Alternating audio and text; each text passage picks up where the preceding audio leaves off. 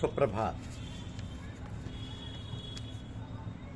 शुचिता, सेवा और स्मरण, यह हमारी आज की आध्यात्मिक चर्चा का विषय है। शुचिता, सेवा और स्मरण। संत याहिया बिन मुआज राजी के एक भाई साधु प्रकृति के थे। सो उन्होंने काबा की सेवा की। काबा की सेवा को जिंदगी का सबसे मुख्य काम बनाया था। एक बार उन्होंने अपने भाई संत याहिया को पत्र लिखा कि मेरे जीवन में 3 तमन्नाएं थी, 3 कामनाएं थी, 2 तो पूरी हो गई। आप दुआ कीजिए कि तीसरी भी पूरी हो जाए। तो भाई की पहली इच्छा यह थी कि किसी पवित्र स्थान पर निवास करे। तो काबे की सेवा से इच्छा पूरी हुई। दूसरी इच्छा थी सेवा,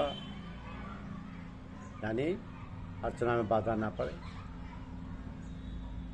तो खिदमत के लिए खुदा ने एक दासी दे दी जो बुजू के लिए पानी ला देती थी और वह खुश थे। उन्होंने पत्र के अंत में लिखा, अब सिर्फ एक तमन्ना बाकी है कि मृत्यु से पहले एक बार अपने आप का दर्शन कर लूं, एक बार आपका दर्शन कर लूं। तो संत याहिया ने भाई को जवाब में लिखा कि आदमी को खुद पवित्र बनना चाहिए। उसके पवित्र होने से उसके रहने की जगह भी पवित्र हो जाती है। दूसरा, आपको सेवक बनना चाहिए, ना कि सेव्य या सेवा कराने वाला पूज्य। तीसरे, अगर आप मालिक या ईश्वर की सच्ची याद में डूबे होते तो आप मुझे कतई याद ना करते, केवल मालिक को याद कीजिए और भाई बहन पुत्र आदि को भूल जाइए। अगर आप ईश्वर को पा गए तो मुझसे सरोकार ना रहेगा, और कहीं अगर अल्लाह को ना पा सके तो मुझसे मिलकर भी क्या करोगे, अर्थात व्यर्थ। ऐसे कहते हैं शुचिता, सेवा और स्मरण। तो प्राय बच्चे खेलकूद में मस्त रहते हैं। जब भूख प्यास लगती है तो माँ को याद करते हैं। आध्यात्मिक व्यवहार में भी ऐसी स्थिति आने पर ही जीव संसार से मुड़कर परमात्मा की ओर खोज करता है। जिसको हम लोग सुख समझते हैं वो भी विशेष विचार की गहराई में उतरने पर कोमल चित्त वाले नाजुक ख्याल वाले जीव के लिए दुखी है। आदि से ही सब संसार दुखमय त्रिताप व्याप्त मालूम पड़ता है। दुख की निवृत्ति की खोज से ही धर्म उत्पन्न होता है और दुख की आत्यंतिक निवृत्ति का एक सरल उपाय भगवत भक्ति प्रतीत होती है। तो साधकों को चाहिए कि गृहस्थ धर्म के अनुसार ही सब कार्य मर्यादित ढंग से करें, परंतु उन्हें अपने इष्ट या भगवान के प्रति अर्पण कर देना चाहिए।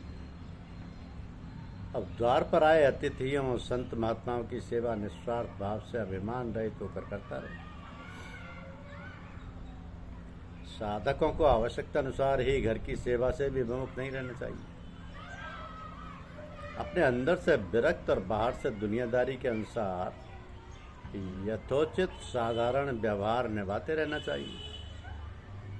माता पिता भाई बंधु जो कहें अथवा जो कुछ कहें, भीतर से ममता न रखकर उनका अनुमोदन करते रहना चाहिए। सफलता उन्हीं को मिलती है जो हिम्मत रखकर नियमानुसार समस्त कार्य करते हैं। विधि विधान के अंतर्गत सृष्टि संचालन हेतु गृहस्थ साधकों को मर्यादित ढंग से जीवन यापन के लिए विवाह शादी की आवश्यकता पर बल दिया गया है। विवाह संबंधी कार्य मानव जीवन का एक उत्कृष्ट यज्ञ माना गया है। 2 आत्माएं अपने स्वतंत्र अस्तित्व को खोकर परस्पर एक दूसरे में विलीन होती हैं और संगम से सम्मेलन से शक्ति के अभिनव स्वरूप का आविर्भाव होता है। तो देवताओं की साक्षी में अग्निदेव को माध्यम बनाकर 2 आत्माएं अपने व्यक्तित्वों की भिन्नता स्वतंत्रता समाप्त करके एक सम्मिलित सत्ता का सृजन करती हैं। ये 2 प्राणियों का भावनापूर्ण आध्यात्मिक विलय है। इस संबंध का लक्ष्य केवल परिवार वृद्धि ही मानना उसके उद्देश्य का हनन करना है। एकाकी मनुष्य अपूर्ण है। पति पत्नी के संबंध से पूर्ण व्यक्तित्व का निर्माण होता है। स्त्रियों और पुरुषों की अलग अलग विशेषताएं होती हैं। इन दोनों के समन्वय से अभाव दूर होते हैं। इन अभावों के कारण मानसिक शांति, सांसारिक सुख सुविधाओं का द्वार रुका पड़ा रहता है।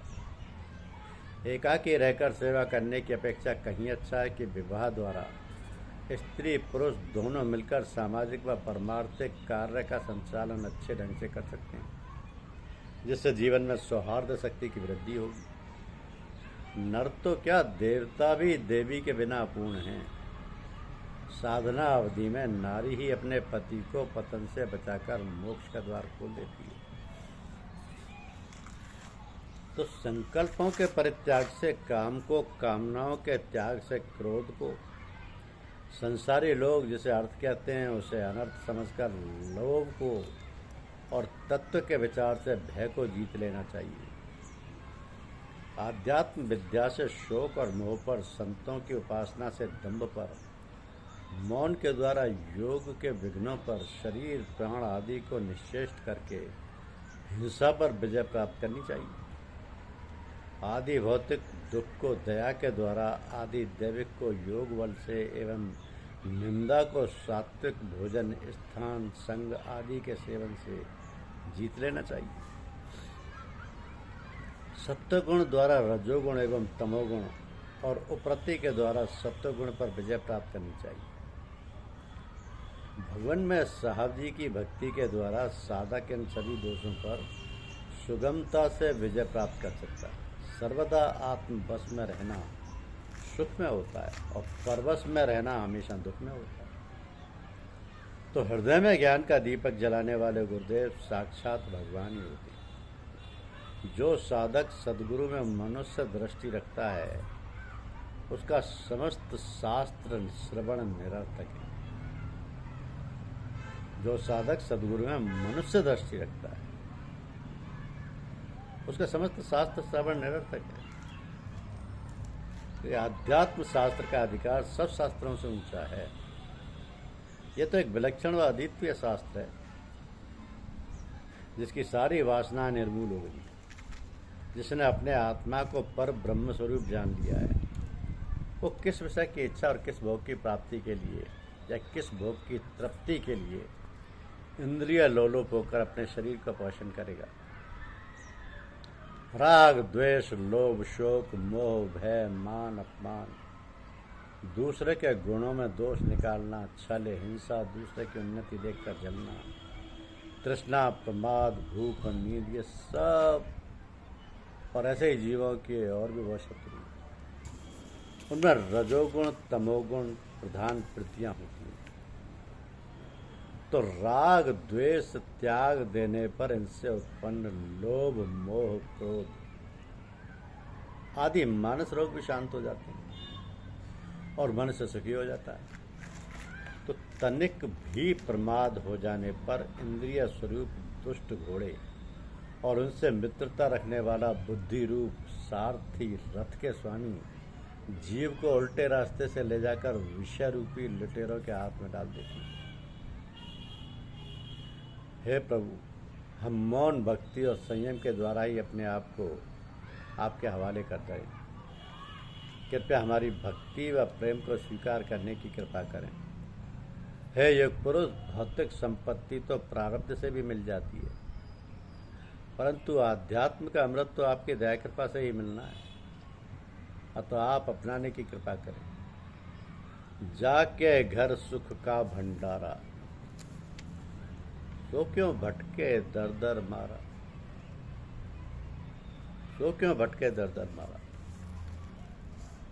तो हृदय में ज्ञान का दीपक जलाने वाले गुरुदेव साक्षात भगवान हैं। उन भगवान को भगवान ही समझना चाहिए, मनुष्य नहीं।